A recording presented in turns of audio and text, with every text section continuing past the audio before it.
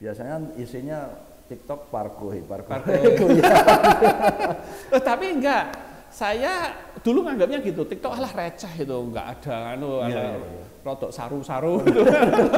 Lah karena beberapa kali di ban, terus ada lagi yang sempat dicabut akunnya loh waktu itu. Karena dipikir dablek ya.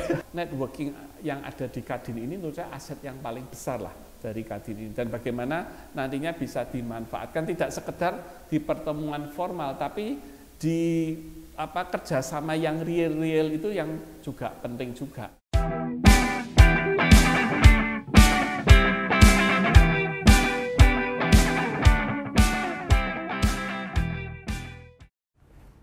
Halo, jumpa lagi di podcast Kabari Kadin Memberi Inspirasi. Ini adalah podcastnya Kadin Jawa Tengah, tayangnya di channel YouTube Kadin Jawa Tengah.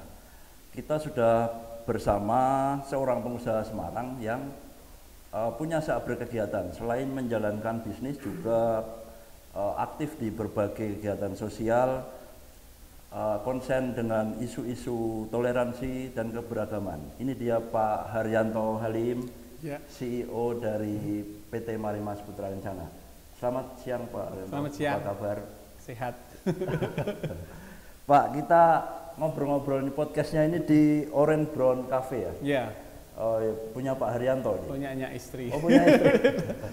Ini memang pengen bisnis kafe atau bagaimana Pak? Enggak sih, waktu itu memang istri mengambil alih usaha dari kerabatnya yang sudah sepuh dan pindah ke luar negeri, karena usaha itu dulu Imperial namanya. Oh, Imperial. Sudah dirintis puluhan tahun, sayang kalau harus ditutup atau pindah ke orang lain, artinya di take over oleh istri dan kemudian dikembangkan dari toko roti kecil jadi kafe yang di Menteri Supeno, terus buka cabang di sini. Posin ya? Posin, betul. Oke. Kita ngomongin Marimas Pak ya? Oh iya, boleh. Brand Marimas ini kan sudah 25 tahun lebih Pak ya? Dan dulu awalnya Pak Haryanto memulai dari hanya 20 karyawan kalau saya. Mencoba-nyoba resep sendiri sampai saat ini berevolusi menjadi Marifood. Pak, mempertahankan eksistensi itu kan tidak mudah Pak ya, sampai puluhan tahun itu. Resepnya apa Pak kira-kira? Resepnya kalau sebenarnya sih cukup normatif sih, inovasi gitu kan. Jadi dulu Marimas sampai hari ini masih ada juga karena rasanya sekarang juga sudah banyak sekali, dan kemudian juga dikembangkan tidak hanya rasa buah, ada rasa susu, ada rasa teh. Jadi itu pengembangan ke sana juga. Ada berapa rasa sekarang? Hampir 30. 30 ya? Iya. Kemudian berkembang jadi Marifood itu? Ya, karena kita mulai produksi beras, kombab, kemudian snack beras juga, snack crackers itu, rice crackers, kemudian juga nyoba ke kopi, kemudian juga ke herbal, kemudian juga ke beberapa minuman kesehatan lain seperti CIASI, kita mengeksplorasi. Oke. Pak, bisnis F&B ini kan seperti kita tahu cepat sekali berubahnya ya, trennya ya cepat sekali berubah. Kemudian nggak secepat elektronik sih, tapi elektronik lebih cepat lagi. Iya. Elektronik dan mode itu lebih cepat lagi. Lah kamu pesan mode mungkin di Shopee apa Tokopedia, belum datang sudah ganti model. Sudah ganti ya, teknologinya lebih baru. Iya, handphone itu berapa cepatnya toh? Iya kan. Kalau makanan sih relatif lebih stabil sebenarnya. Lebih stabil. Iya. Tapi maksud saya gini, minuman serbuk ya. Iya. Di tahun 90-an, 2000-an itu kan sangat hit pada waktu itu. Sekarang kan trennya terus bergeser ke arahnya ke ready to drink. Betul. Gitu ya. Ke arah kopi gitu. Ya, kopi masih serbuk loh. Kopi masih serbuk juga ya? Kopi sebagian besar masih serbuk. Arti di kopi masih kecil sekali. Iya. Yang arti kopi loh ya. Orang Indonesia kopi itu harus panas masian. Harus panas itu ya. Jadi nggak bisa dibotol kan, harus dingin. Iya. Oke. Strateginya untuk tetap bertahan Marimas bisa terus dipertahankannya apa Pak? Ya gini, kalau RTD betul trennya sekarang orang pengennya RTD ya, tapi itu kan yang punya lemari es. Iya. Kan harus tinggal di kota, harus punya listrik loh. Iya. Tapi kalau di pinggir kota kecil yang masih daya beli dan memang belum ada fasilitas, ya minuman serbuk tetap jadi alternatif. Ya itu salah satu sebab, dan kita melihat memang trennya ke arah sana, tapi mungkin masih butuh waktu. Satu lagi urusan transportasi. Itu ngangkut air dengan ngangkut serbuk lebih susah. Makan tempat dan mahal loh. Lebih mahal ya. Mahal loh. Sekarang satu truk lah. Misalnya kalau air itu paling muat berapa karton sih? Terbatas sekali toh. Kalau serbuk dia mau muat berapa dia bisa. Jadi menurut saya tren, dan saya melihat tren seperti sebenarnya minuman serbuk yang mbah-mbah minuman serbuk kan Amerika sebenarnya. Iya. Ya sampai hari ini pun di Amerika masih ada. Meskipun di sana sudah maju sekali. Meskipun orang kalau mau menikmati harus menyeduh. Meskipun ya sudah makin terdesak, tapi ternyata masih ada. Jadi ini memang di Indonesia ya karena satu infrastruktur dan dua mungkin fasilitas-fasilitas listrik dan lain-lain. Jadi minuman serbuk masih bisa eksis sih. Masih bisa eksis sih. Memang kalau di tempat kota besar sudah agak susah harus diakui karena orang itu ya nggak mau lah. Apalagi anak SMP, SMA kalau minumnya pakai kantong plastik kok gengsi. Harus pegang botol gitu kan. Itu. Tapi kalau di kota kecil masih soal daya beli dan soal persediaan dari misalnya listrik dan lain-lain di rumah. Oke. Pak Marifood ada berapa produk sekarang? Ya tadi saya katakan selain minuman serbuk, kemudian kita ada yang beras, kemudian ada yang herbal, kemudian ada yang kopi, dan kemudian ada yang crackers itu. Ide untuk membuat produk itu datang dari mana? Dari Pak Har sendiri atau ada tim? Ada tim, terus kadang kalau saya pas dapat ide ya saya sampaikan seperti Kongbap itu yang multigrain nasi ya? Biji-bijian itu kan saya waktu itu ke Jepang sih lihatnya. Dan di sana kok ternyata hampir di supermarket selalu jual campuran biji-bijian dan saya lihat memang kebanyakan orang Jepang makan nasi selalu campur biji-bijian, termasuk orang dari Korea juga. Jadi Jepang dan Korea itu pemakan nasi biji-bijian semacam itu. Kemudian saya beli contohnya, saya kasihkan R&D saya bilang ini tolong dibikin aja nih kira-kira bagus karena bijinya kita semua punya loh. Beras merah, beras hitam, kacang hijau, jagung, selasih kita punya semua. Nah, terus R&D saya bilang, ini kan pakan burung, Pak. Ada biji-bijinya.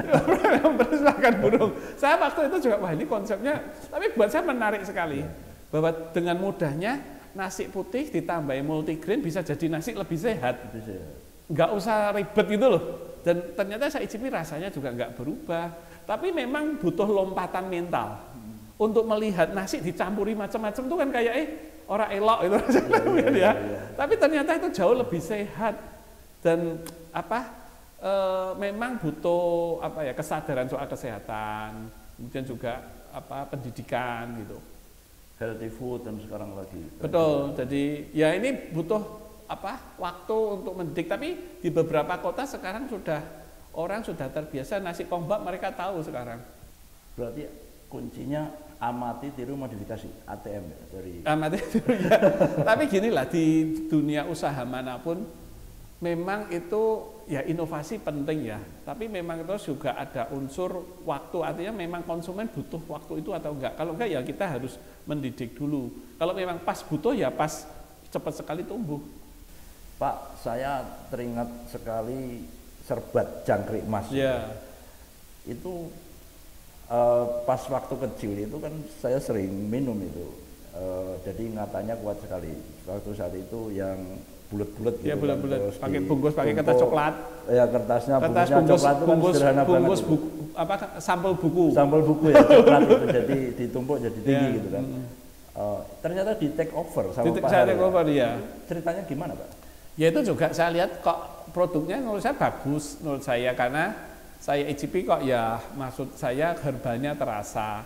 Dan punya memang itu perusahaan sudah sejak tahun 57 atau 58 tidak pernah promosi loh. Tidak pernah promosi. Tapi tetap laku, berarti ada sesuatunya saya pikir. Apa Pak? Khasiat dong pasti. Khasiat. Loh, bisa bertahan pasti berkhasiat. Promosinya dari mulut ke mulut. Mulut ke mulut dan ternyata betul memang berkhasiat, makanya banyak testimoni, tapi memang prosesnya itu sederhana. Jadi waktu saya take over itu kasarannya gini, perusahaannya itu ya di tempat itu kan home industry. Tanpa listrik aja jalan, no? Jalan ya. Lah ngaduk pakai tangan. Handmade. Nyetak pakai tangan, jemur pakai matahari, bungkus pakai tangan.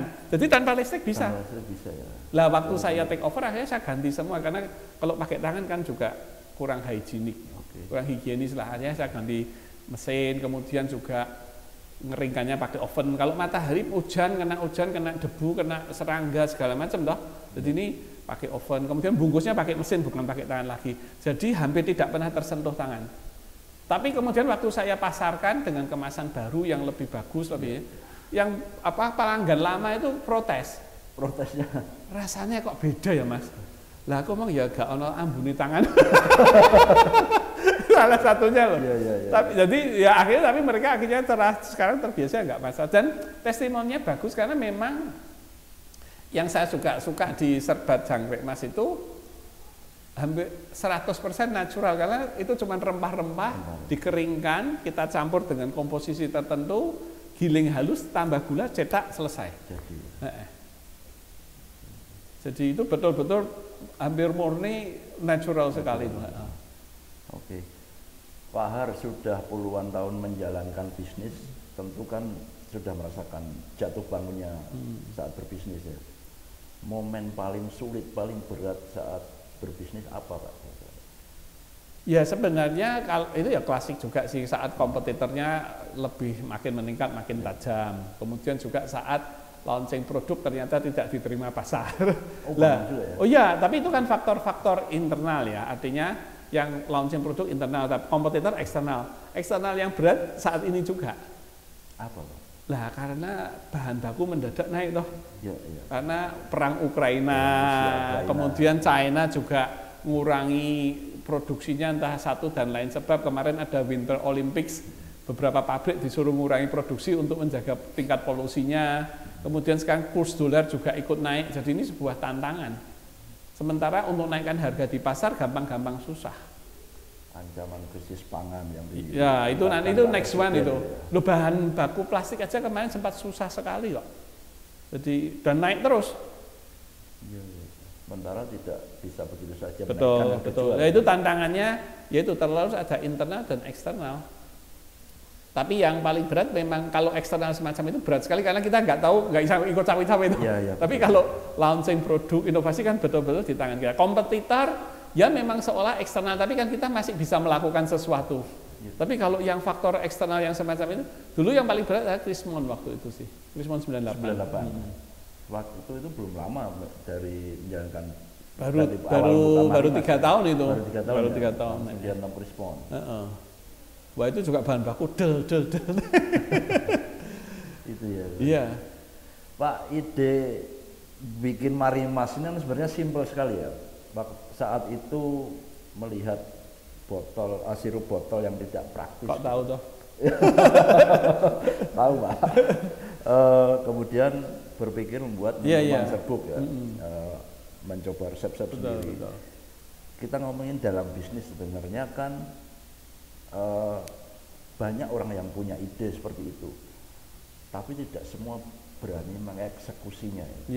Melihat fenomena itu gimana Pak? Sebenarnya ada dua macam sebelum punya ide. Memang mengenali ide itu sendiri aja sudah satu tahapan yang sulit ternyata. Mengenali hidden needs, kebutuhan yang tersembunyi dari pasar itu loh. Kan ginilah kalau mau tahu. Orang bisa ya? Dan tidak semua orang ditanya aja nggak ngaku. Sekarang saat kamu test case lah, kalau konsumen itu tahu segalanya enggak. Sekarang handphone sudah canggih toh, apapun ada toh, tapi pasti ada yang belum terpenuhi. Menurut Anda harusnya handphone ada apa coba? Fitur apa yang belum ada yang sangat membantu sekali? Apa ya? Angel toh, angel konsumen ini kayak ini jengkel. Lah kita betul produsen tuh harus nangkep. Oh jebule butuh yang dulu sebelumnya apa touchscreen. Di tekonnya juga mentu dikai touchscreen. Lah nak ini nak. Dia baru ngomong iya. Jadi kita harus nangkep, ngajak ngomong, itu namanya customer insight. Nah itu yang menurut saya gampang-gampang susahnya di sana.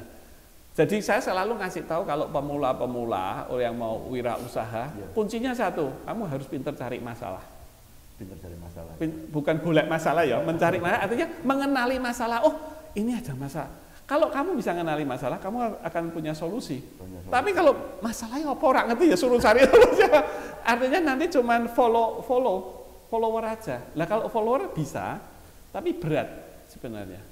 Lebih sulit mana? Menemukan masalahnya itu atau mengeksekusinya? Lebih susah menemukan masalah. Lebih sulit. Iya, eksekusi itu sebenarnya ya kalau dia gini, ini sekali juga sama sebenarnya. Kalau kelihatan masalahnya besar sehingga kesulitan kita mengeksekusi, berarti niatnya tuh kecil. orang niat. Wis kene, kamu terus pacaran ya. Terus pacaran terus nembak ya. Dibel, saya jadi jemput enggak? Iya hujan deres loh. Siap jemput lah. Jangan hujan, api aja tak lalui ya. Entos nembak ya toh? Lautan seberangi, gunung berapi dilalui. Coba kawin 12 tahun, 15 tahun. Aku dipedok ya numpak Grab. Karena niatnya wis kecil lah, masalah jadi gede loh. Kayak hujan rintik jadi masalah. Tapi nak niatnya gede, masalah pasti jadi kecil. Itu jadi kalau niat itu selalu jadi gini semuanya ya. Kalau kita waduh masalahnya gede berarti kan nggak niat. Mak melu enggak seminar enggak. Anak orang niat memang jadi wah ono masalah-masalah gitu aja. Tapi banyak yang punya ide tapi ragu-ragu maju mundur. Niatnya gak ono. Gak ono niat. Dia nggak yakin, Kalau dia yakin jalani loh. Lah Jack Ma itu tahun 90-an punya ide bikin Alibaba tapi nak orang wong niat. Ya kan? Padahal dia ngumpulkan temennya berapa? 29 kumpul ke sama sapa sing gelem jadi urunan, enggak ada yang mau loh. Sekarang jadi sugih kok 29 orang tuh apa rasanya pengen jambai rambut. coba ya. Iya kan? Jadi tetap harus bisa mengenali masalah dan kalau mengenalinya betul ya, pasti niat itu akan mengalahkan segalanya. Itu yang dirasakan saat dulu. Iya. Bangun Marimas. Kalau dulu wah dan tidak ada capeknya kalau pas untuk ide gitu. Saya tuh dulu tuh sejak awal Marimas berdiri ide 95 itu saya sudah jadi CEO loh. Apa, Pak? Chief Everything Officer. Semua dikerjakan. Nimbangi aku, bank aku, promosi nang pasar saya pakai megafon loh, pasar burung ke pasar mana, halo-halo dangdutan, bagi sampel. Gitu. HRD saya yang wawancara saya semuanya loh dilakoni. Iya, dengan begitu kan paham betul kan Pak ya. Ya selain paham betul harus begitu irit toh. Kabeh wis kayak manajer udah berkembang. Saya juga selalu menyarankan startup ya, kita nggak ngomong yang mungkin kalau dia memang punya modal gede ya langsung bikin sistem. Tapi kalau yang mulai dari startup, mulai dari sebaiknya memang jadi CEO sejak awal kok. Chief Everything Officer, karena selain kamu bisa merantasi semuanya juga kamu bentuk etos itu kan dari sana juga. Ya. Pak Har, selain aktif berbisnis kan kita tahu Pak Har juga aktif dalam kegiatan sosial, konsen dengan isu-isu toleransi, keberagaman. Nilai-nilai yang dianut Pak Har ini apakah juga ditanamkan ke karyawan dan mungkin ke keluarga gitu Pak? Iya sih, ya tidak secara omong tapi mereka lihat apa yang saya lakukan kan. Dan memang konsisten lah, artinya kalau saya soal keberagaman dan toleransi memang prakteknya ya demikian. Saya nggak akan mempermasalahkan kamu agamanya apa, dari etnis apa, tingkat golongan apa. Di kantor misalnya, dulu sebelumnya saya bikin seragam, tapi lama-lama saya nggak bikin, tak suruh pakai putih aja. Karena kalau bikin seragam itu ada masalah kalau ada citaannya. Gue nak wis mulai sudah harus singkirkan, terus mau dikasihkan siapa bingung. Takutnya kalau salah yang pakai orang dulu. Lalu diserahkan lho kok ana wong jaluk-jaluk. Jadi lama-lama wis gak usah wis. Jadi enggak pakai seragam. Putih sekarang. Seragam putih sebutnya. Lah, pada saat kita bikin seragam pun waktu itu dari saya sampai bawah ya mau bagian produksi, mau driver, seragamnya semua sama. Misalnya salah satunya itulah. Dan secara konsisten demikian. Dan itu yang buat saya memang ginilah. Hierarki dalam perusahaan atau dalam pemerintahan atau dalam apapun penting saat bertugas loh. Tapi kalau sudah nggak tugas ya, kita semua manusia sama loh, makanya ya podo santai-santai gitu loh. Jadi saya bilang kalau sampai di luar dinas masih harus seolah-olah ya malah jadi nggak bener gitu lah. Lah kayak gitu-gitu saya pengennya memang itu yang terjadi karena di luar tugas itu ya podo menungsone ya gitu aja. Pak, saya ingin coba membandingkan fenomena berbisnis dulu dan sekarang ini. Dulu seperti yang dialami Pak Har kan berproses dari bawah Pak ya. Mulai pernah kerja di pabrik kerupuk terus jadi agen keluar masuk pasar itu kan sampai membangun Marimas. Itu kan butuh waktu lama. Sekarang ini Pak, anak muda dengan kemajuan digitalisasi itu sudah banyak yang jadi CEO. Melihat itu gimana? Saya melihat tetap bagaimanapun yang namanya etos itu harus dibentuk sih, nggak bisa nggak sih, nggak ada yang namanya bypass juga. Loh bypass bisa, tapi pertanyaannya berapa lama dia akan bertahan? Dia bertahan, bisa survive.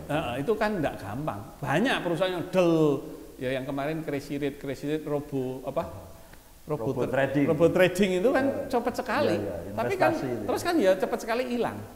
Karena menurut saya nggak bisa kok. Kayak yang namanya bayi itu kan lahir ya harus minum ASI toh, nggak bisa makan pizza atau rawon langsung kan nggak bisa. Tetap ada proses loh namanya, dan proses itu nggak bisa dilewati. Mungkin dia lebih cepat sedikit, tapi ya nggak bisa terlalu banyak toh. 9 bulan ya harus 9 bulan untuk mengandung, setelah itu ada masa-masanya kan. Yang terlalu cepat itu belum tentu bisa dipastikan. Pasti ada cost yang hilang menurut saya loh ya. Oke, misalnya beginilah, yang nyata-nyata gampang lah. Kalau ada anak yang super jenius lah, loncat, umur 13 lulus jadi PhD misalnya lo ya, wah hebat luar biasa. Tapi kita yakin ada yang hilang pasti di proses itu. Mungkin ya apa ya teman-temannya kalau nggak dijagani dengan ekstra perhatian khusus, belum tentu bisa jadi baik juga loh. Meskipun itu bakat loh. Jadi pesannya untuk anak muda yang ingin mulai bisnis. Ya saya mengharap, saya sih melihat, mungkin saya salah, tapi saya masih melihat itu yang benar. Yang namanya etos dan namanya kerja keras dan kerja smart itu harus dikombinasikan. Nggak cuma kerja smart saja sih. Tetap harus ada keringat yang keluar, ada capek yang keluar. Karena gini, kalau itu saya baca sih, dan saya suka kata-katanya. Kerja keras itu bukan untuk supaya berkeringat saja, tapi sebenarnya itu bahasa Inggrisnya make you humble, membuat kamu rendah hati sebenarnya. Jadi attitude juga. Kerja keras itu membuat kita jadi lebih humble. Nggak terlalu gampang ya. Pasti untuk humble itu kerendah hatian itu susah terbentuk loh. Tidak ada yang instan. Tidak ada yang instan. Dan tanaman pun kalau dipercepat dipupuk itu malah iso mati.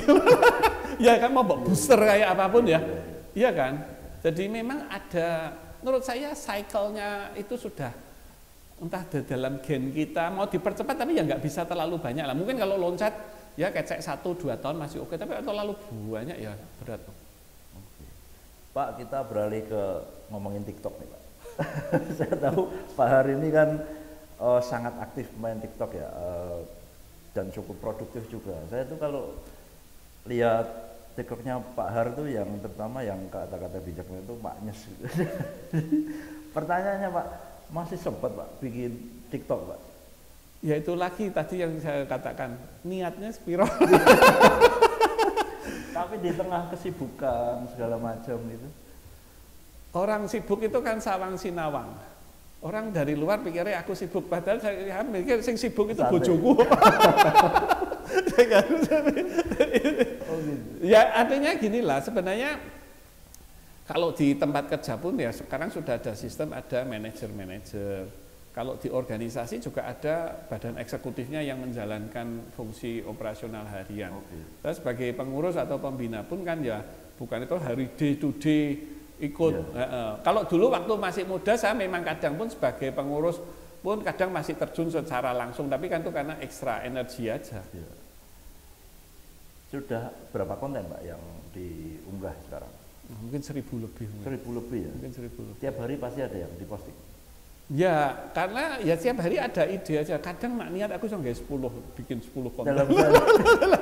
Nah, idenya itu dari mana? Dari Kongko sama kamu. Dari sendiri atau ada tim yang? Nggak ada. Nggak ada. Karena ya kan saya expose banyak. Dan kemarin barusan saya ngomong-ngomong ini sama istri.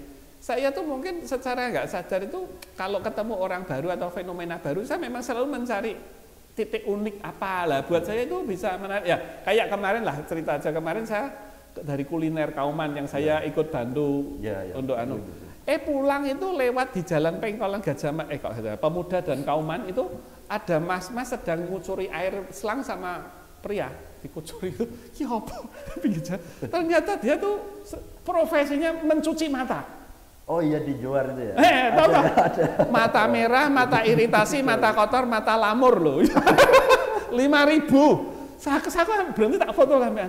Terus aku ini kasih air apa tuh Mas? Air sirih.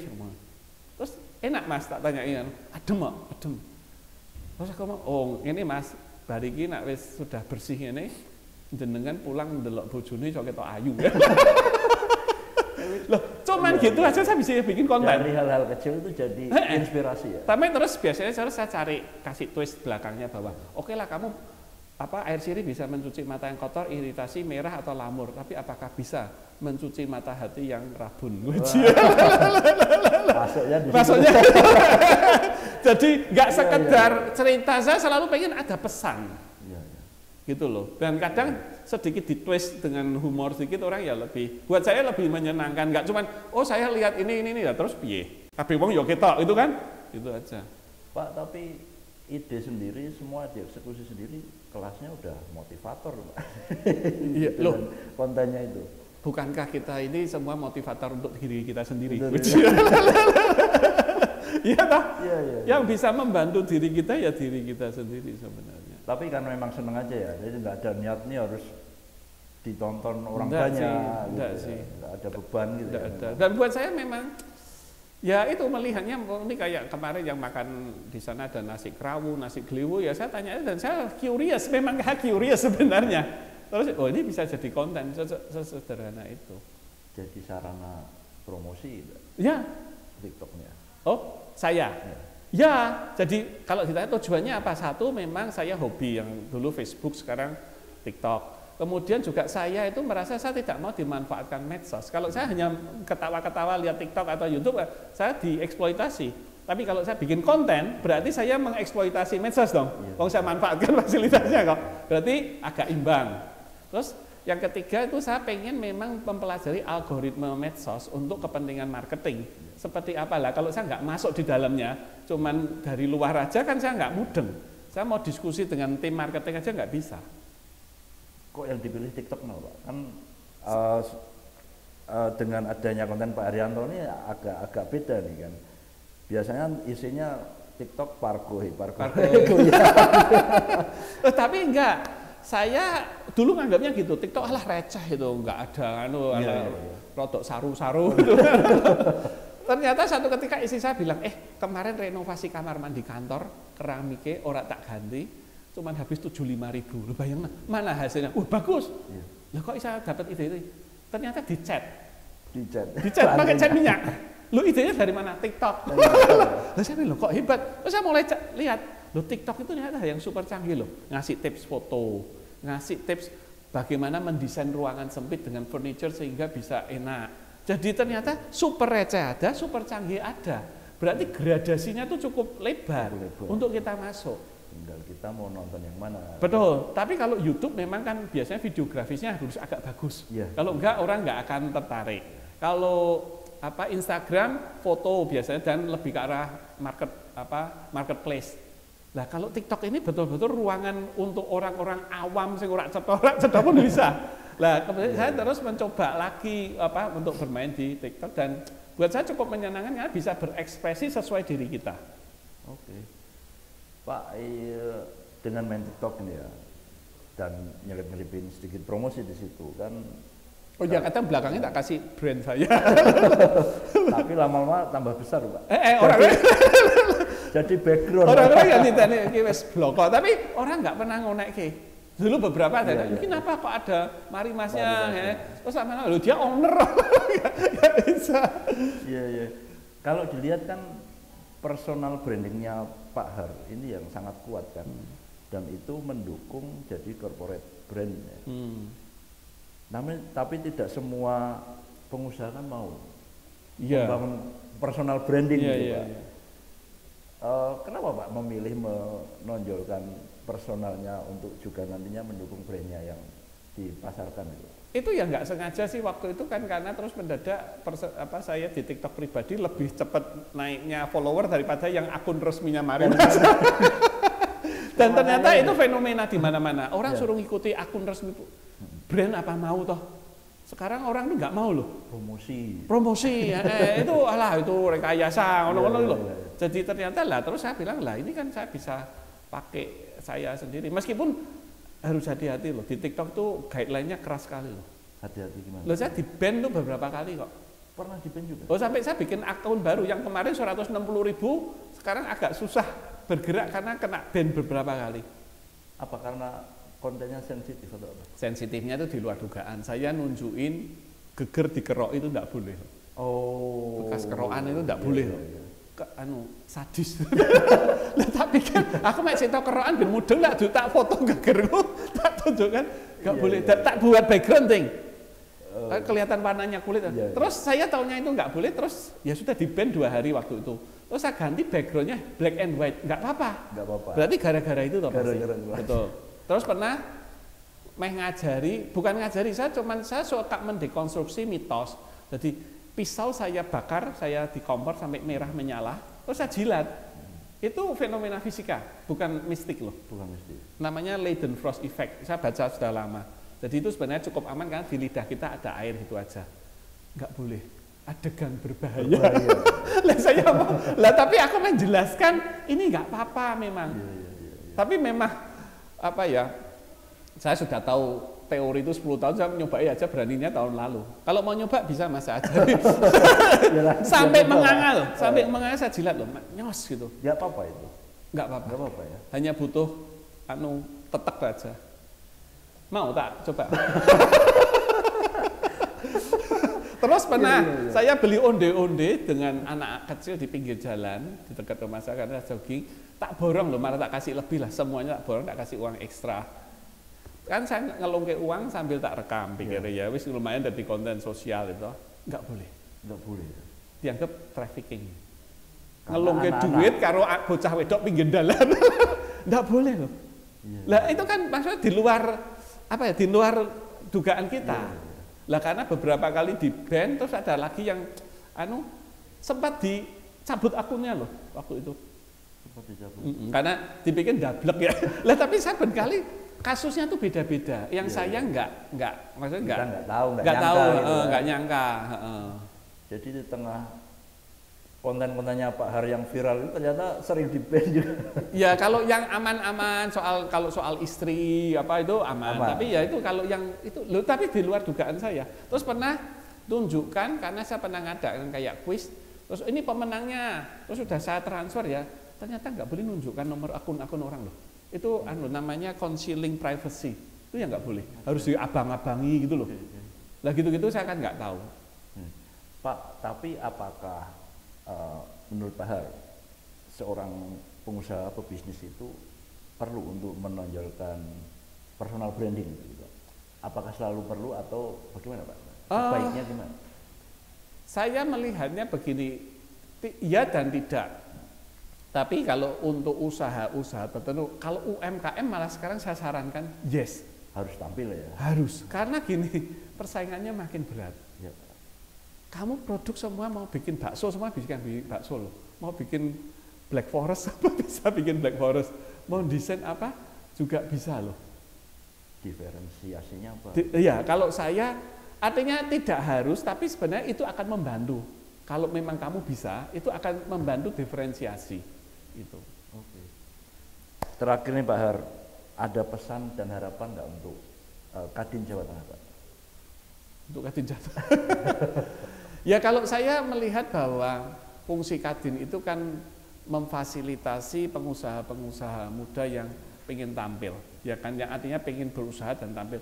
Dan salah satu yang menurut saya networking yang ada di Kadin ini menurut saya aset yang paling besar lah dari Kadin ini. Dan bagaimana nantinya bisa dimanfaatkan tidak sekedar di pertemuan formal, tapi di kerjasama yang real itu yang juga penting juga. Kalau saya boleh kasih ilustrasi, buat saya menarik yang kita lakukan sekarang ini dengan antara warung Semawis di Pecinan yang saya jadi pengurus dengan kuliner Kauman. Alun-alun. Betul-betul kita itu membantu untuk kuliner Kauman bagaimana juga bisa tampil dan tumbuh. Dan dengan beberapa kali event yang dilakukan, kami juga cukup gembira. Responnya cukup bagus kan? Jadi destinasi baru. Jadi destinasi baru. Lah itu buat saya sinergi yang betul-betul real, menggerakkan ekonomi loh langsung. Dan kebetulan memang di sana sudah ada infrastrukturnya dan lain-lain. Memang menurut saya kalau mau memberikan yang contoh memang beberapa yang sudah punya potensi dan infrastruktur. Kalau dari nol putul ya itu memang nggak gampang memang.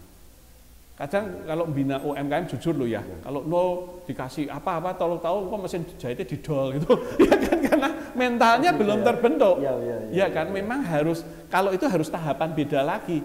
Tapi kalau mau yang sudah memang dia sudah punya usaha perlu kemudian di scale up lah, istilah dibesarkan, lah menurut saya Kadin harus muncul dari sana. Pendampingan yang sudah siap-siap ini di scale up sehingga bisa nanti lebih besar dari yang mikro menjadi lebih besar, bagi yang lokal bisa jadi nanti ekspor gitu.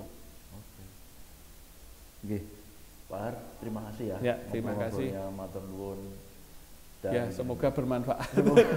Ya. Ini kalau orang bilang isinya daging semua, Pak. Penuh memberikan inspirasi bagi kita semua. Itu tadi ngobrol-ngobrol dengan Pak Haryanto Halim, CEO PT Marimas Putra Kencana. Kita jumpa lagi di podcast Kabari berikutnya. Dadah, Pak.